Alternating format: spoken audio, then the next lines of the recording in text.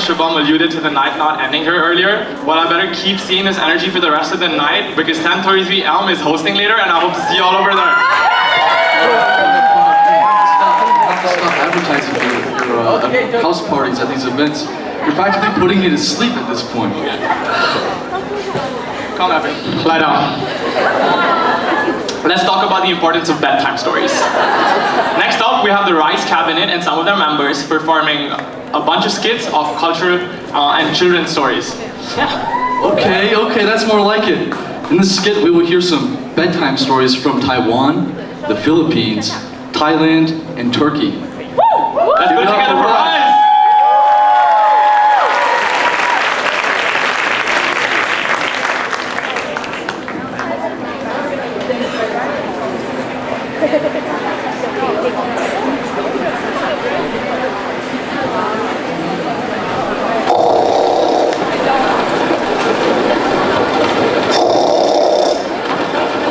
Okay, so, hold on. She's asleep.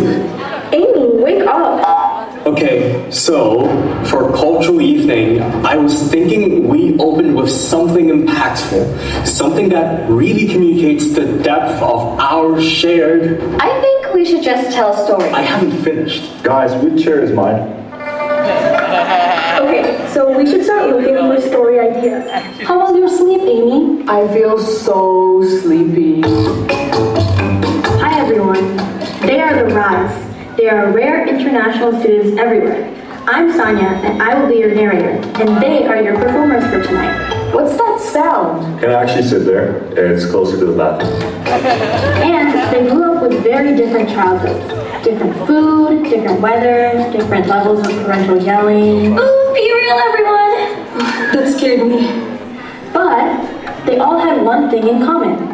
Someone, somewhere, a grandmother, a grandfather, a parent, an auntie who absolutely did not have to be there at bedtime but showed up anyway, told them a story. These are some of those stories. In Taiwan, there is a mountain called Banpingsan, half-sliced mountain, because it looks exactly like what it sounds. Like someone took a blade to it and just took half away. My side of the mountain is bigger. My side has better rocks. Why would you want better rocks? Why not? I collect them. You're a giant. You don't collect rocks, you are the rocks. They argued about land. All of this is mine. None of that is yours. About who had climbed higher. About who had been born first. Me. Definitively me. I have no memory of that, so I don't accept it. The fight became a war. And the war became silence. We have been watching this for 300 years. It started over a rock and now this. If you cannot share it, then neither of you gets the whole. The mountain has been split ever since. My grandmother said, the mountain didn't break from the fighting. It broke from the silence after. Oh, sorry, that was me. I guess I'm hungry. Same. I could go for something sweet. You know, the Philippines have some good sweets you guys should try someday. You guys are talking about food, right? Like desserts? I mean, that too. In the Philippines, and I say this with full love for the culture, they have a story that is specifically designed to frighten children into being useful. There was a mother raising her daughter alone, working every day, and asking for not much. Find the spoon. I can't find it, Mama. It's on the table. I can't find it. My lazy daughter, it is literally right in front of you. I don't see it. And one day, at her absolute limit, the mother looked at her daughter and said, I wish you had 1,000 eyes so you could find things for yourself. Days passed. A plant grew in the yard where the girl had stood.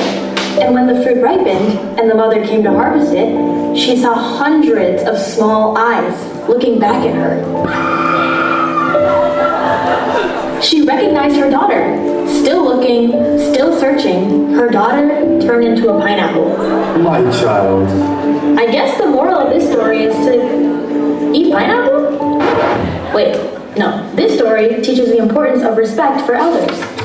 Interesting. I don't don't get it. It's probably because you're not lazy. You know, it reminds me of this one Turkish story I've heard before.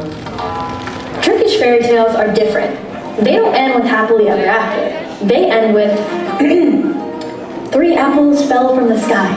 1 for the teller, 1 for the listener, and 1 for whoever believes it. I know. We'll come back to that. I have the most sheep in all of Anatolia.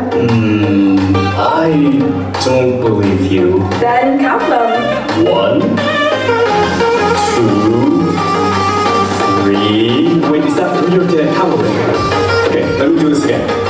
1. Come on. 2. Where are you going? 40. 41. No, wait, she was back. 30. At 300, he wasn't sure if he'd counted some twice. I've counted this one at least 4 times. By 500, he had completely lost track. Fine, you have the most sheep, you and I give up. You know, I never told you how many I had. You just assumed I was lying. Well, how many do you have? 3. Learn from Keen's mistake in this story. Count your assumptions before you count someone else's crimes. What was that sound? Ugh, that was probably the sounds of my bones breaking. How many more of this do we have to do? Oh, great one, whatever. No, seriously, did no one hear that? I think our narrator just fell down or something. Jane, who are you talking to? The mysterious voice from above, duh. Oh, she's going to say. I blame the pineapple she ate earlier. Actually, pineapples can be really beneficial to your body. I'm back. Oh, she's back. What do you mean? We're all here. No one left. The voice? My back hurts. Here, try sniffing this tiger balm. What? No, Jane gets it. I'm not hearing things, right? Why don't you have a seat? I think you have had too much sleep. Keen, what did you give Jerlon? Oh, herbal medicine from Thailand. Ah yes, Thailand. In Thailand, there is a saying, even when the elephant dies, it gives up everything. But this story is a bit smaller than an elephant. It's about a buffalo, a poor farmer, 1 field, and 1 buffalo. Not much else. The buffalo worked every season, plowing, carrying, and never complaining. Every day, the same field, the same paddock. For good years. And then, the rains didn't come. I can't even feed you. I have nothing to give you. I'm sorry. The next morning, the farmer found the buffalo had broken open an old termite mound at the edge of the field, and underneath, wet clay, dark soil, kept safe from the drought by the mound above it. He planted in that small patch. That small patch fed there through the winter. The buffalo couldn't speak, but it knew the land better than anyone. Sometimes, the wisest help comes from the one who says nothing, but just shows you where to dig. Thank you. You can stop being a buffalo. Well, Renelle, those were some very, very short stories that you've probably never heard of before. So, we were a mountain split by 2 brothers who wouldn't apologize. It's a metaphor. A girl who became a pineapple. Still processing that one. A merchant with extremely famous sheep. And a buffalo who solved the drought. For some reason, I feel ready for sleep. We didn't all grow up the same way. Different mountains, different kitchens. Different mothers with different ways of making you feel slightly guilty. And very different levels of life lessons. But every single one of them was small ones, and someone pulled them close at the end of a long day, or a long season, or a long year, and told them a story. Not just to entertain them, to tell them something they didn't know how to say any other way. About pride. About paying attention. About not jumping to conclusions. About going outside in the right shoes. We are rare birds. We come from different places. We got here in different ways. But the stories got here too. So, they're passing one on. Good night, everyone.